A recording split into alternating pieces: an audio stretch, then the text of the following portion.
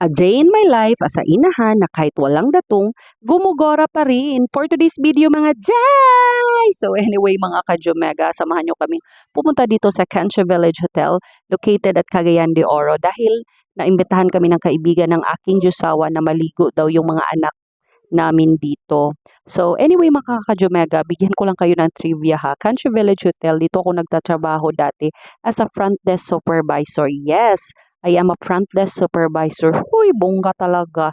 Char. So anyway, ang sarap lang talagang balikan at nakakamiss talaga itong workplace na to dahil ito yung last workplace ko bago ako nakipagsapalaran sa ibang bansa at ng lalaki doon. Huy, walang ganong nangyari. So way back 2009 ako nag-start dito hanggang 2011 ako nag-end ng contract ko dito. Ang ganda lang dito na place mga ka-Jomega dahil grabe countryside vibes talaga ang peg talaga dito. So anyway, ito yung Adolfo's, ito yung restaurant dito. Adolfo's yung tawag dito kasi yung father ng may-ari nito is si Don Adolfo's. And then check lang natin ang ating mukha kung nagmamantika na ba or buhay pa ba tayo. Char!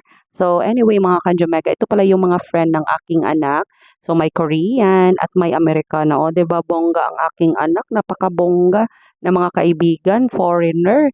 May Korean, may American. O, yung anak ko ang nag-iisang Pilipina. Mabuhay ang Pilipinas. Char!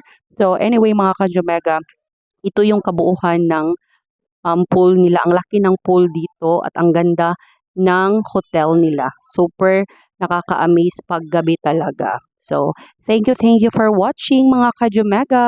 Bye!